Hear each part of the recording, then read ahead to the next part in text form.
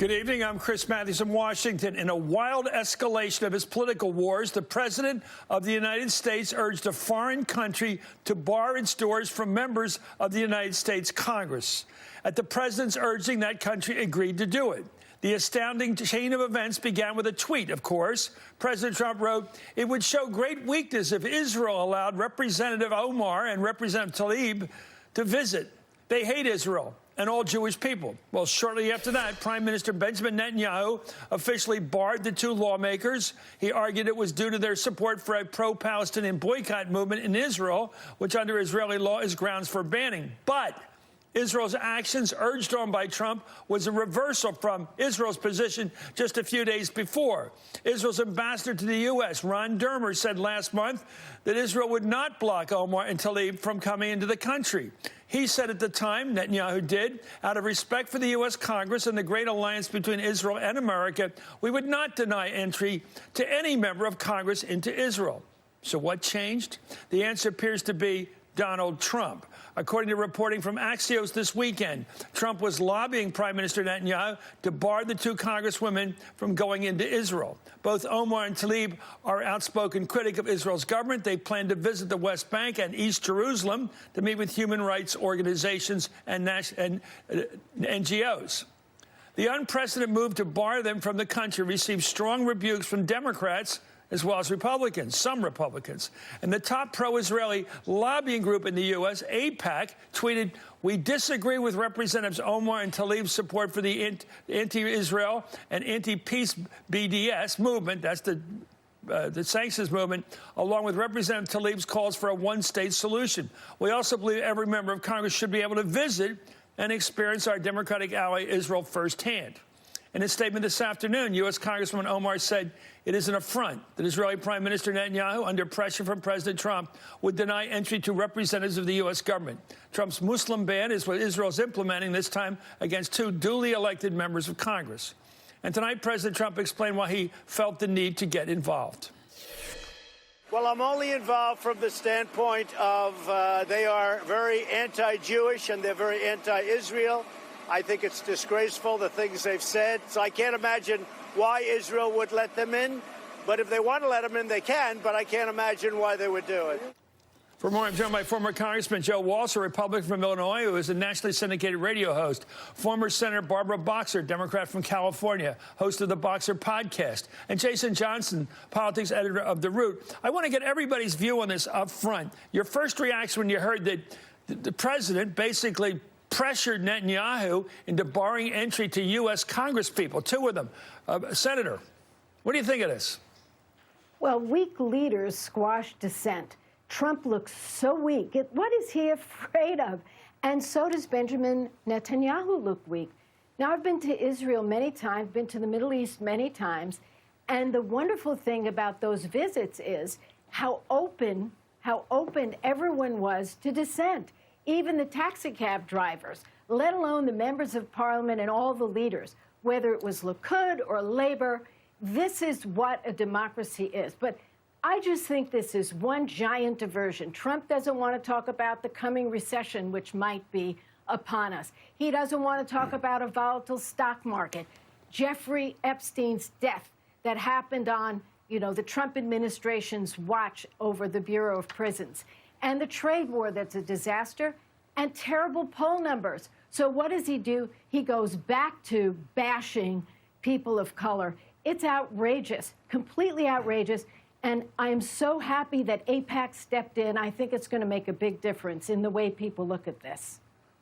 Well, there's something, Joe Walsh, there's something tyrannical about this. It's almost biblical. Here's a leader of a country, our leader, who thinks, oh, I can decide who comes into the country. Now I'm going to decide who can leave the country. I mean, it's autocratic, and it's an escalation where we used to say politics ends at the water edge. He's escalating to a global fight against his Democratic enemies. Chris, I agree, and I agree with Senator Boxer. It's un-American. It's Trump acting like a king again. It's not surprising. It's Trump. It's a weak, small, petty, childish move. But we expect that every day from this president.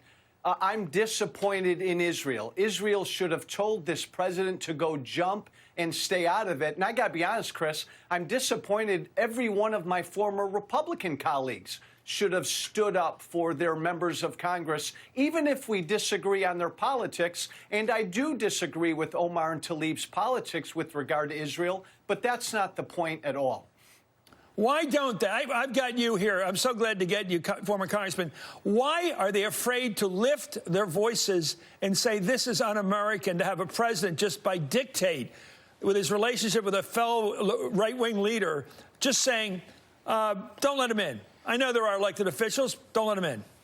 They're scared, Chris. They're scared of him. They're scared of pissing him off. They're scared of a tweet. They're afraid of a primary challenge. All they want to do is get reelected. Everything you and I are saying right now, Chris, they believe, my former Republican colleagues believe privately, but they don't want the wrath of Trump. You know, Jason, let's talk hard politics. It's partially racial. These are women of color. These are women who come from different backgrounds than most Americans. They come from the paraphrase, the Middle East, South Asia, no, Horn of Africa in one case. This makes, I mean, this is the stupidest thing in the world. He has made these people one of the biggest people in the world. They'll be able to do lectures all around the country, not for money, but just everybody wants to hear from the people the president is scorning. Chris, what worries me about this is blocking, this is sort of promoting white nationalism abroad, right? Yeah. And getting another country to buy into it. What happens when he decides to not let people back? Right? Like, that's the next step of this. You literally have members of Congress who can't come back. That is the damaging part. What also concerns me is the groundwork for this was set by the overreaction of many Democrats to the behavior of these two members of Congress. And I always point this out. These are people from the heartland. We're talking Michigan. We're talking Minnesota. The United States gives billions of dollars in aid to Israel every year. Everyone from our Congress should be allowed to go there and conduct a fact-finding mission. So it's disappointing that Israel allowed this to happen because they have every right to be here. It's disappointing that this president has engaged in the typical sort of white nationalist garbage he engages in. And our country as a whole needs to see this as a warning sign that the president starts blocking people from actually doing their federal jobs. He will not stop at our border. Well, this is only the president's latest set of attacks against these 4 congresswomen. They're a part of a group, of course, of the 4 freshman progressive members that the president has repeatedly attacked over the past few weeks in an attempt to elevate their stature as de facto leaders of the party. In fact, President Trump tweeted this afternoon, Representatives Omar and Tlaib are the face of the Democratic Party and they hate Israel. Barbara Boxer, Senator, how much of this is strategic by Trump? Is this impulsive stupidity? Or does he think I can make the face of the Democratic Party its most progressive left, people of color, and I can get the middle back politically next time by doing that? Well, as I said, I think it's a grand diversion, number 792, because things are not going well. Just look at the gun violence in this country. He promised he was going to do something about it. He's not doing anything about it. Oh, the trade war would be great. You know, we're going to win-win. You're going to get so tired of winning. This is a grand diversion. Look, my party, the Democratic Party, is a big, big tent. It is so in California.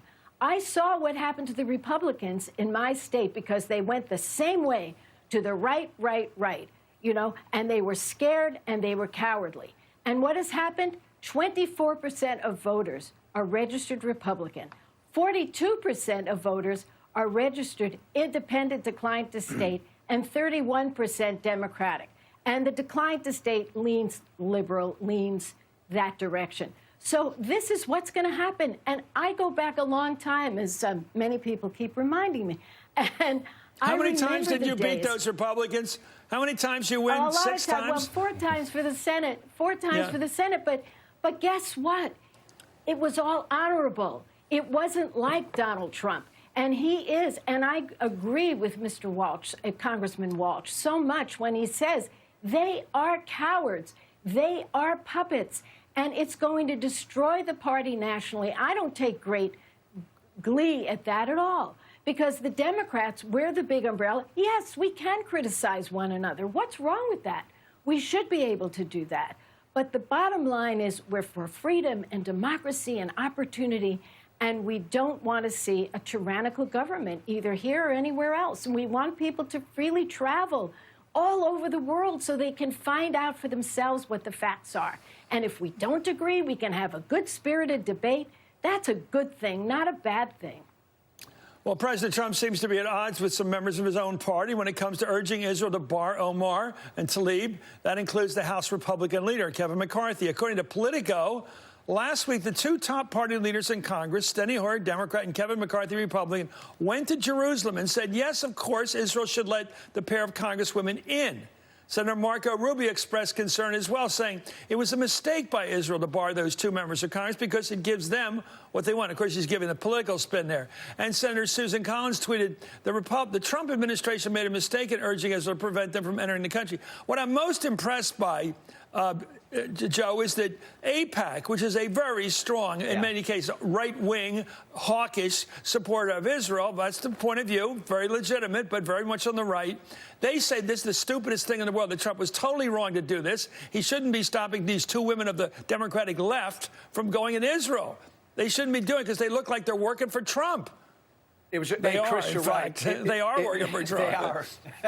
It was a strong statement by AIPAC, but you rattle off the names of a few Republicans. Man, every single Republican should have stood up, even though our politics differs. They should have stood up for these two Congresswomen. The President of the United States can't tell members of Congress what countries they can visit and not. That's crazy.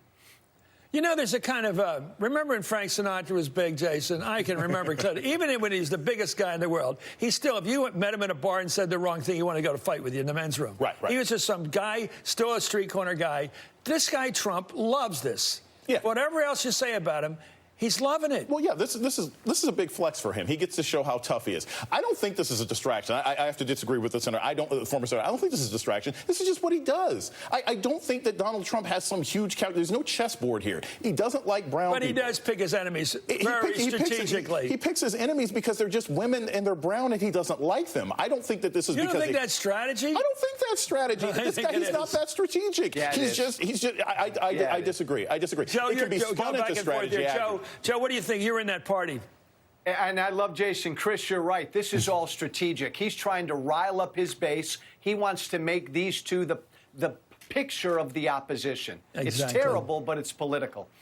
Chris, Barbara, let's go back to something? that argument. Yeah. Barbara, I want to go back to that argument because I've grown up watching the Democratic Party, rooting for it most of the time. And I got to tell you, I've watched over the years. First of all, it was Bella Abzug they make as the end, and they made her into the voodoo doll. They just beat the hell out of her. Said she's the Democratic Party. Years ago, it was somebody else, and then they did it with Ted Kennedy. They did it with Tip O'Neill. They always found somebody for the coast, and for a while there, it was Nancy Pelosi. You know, they've decided that she's not a good target anymore. They always get an ethnic person of some kind from one of the coasts and turn them into their target. What do you think? Is that strategy or impulse? Chris, this is so. I mean, I remember when they did it to Tip O'Neill. Do you remember? Yes. Of course, it never worked with him, but they were vile to him. They were vile to Jim Wright. But I do believe if you had as much bad news as this president has, you know, and you had no moral compass, like he has no moral compass, you would spin it around to this attack on people of color. And that's what he does. I want to ask you something, that if you think I'm right on this. When I was against the war in Iraq, George W. Bush was president, and I made a trip there with colleagues who were against the war. He could have said to the Iraqi government, don't let these people in. That would have been outrageous. Instead, we went, we saw what we saw, we got even more against the war. We came back and we had our discussions. This is terrible because two women disagree with the sitting government of Israel. What a moment that Israel could have shown them the true democracy. Instead, they missed an opportunity. It's sad for Israel. I feel bad about it as an American Jewish person. I really feel terrible about it.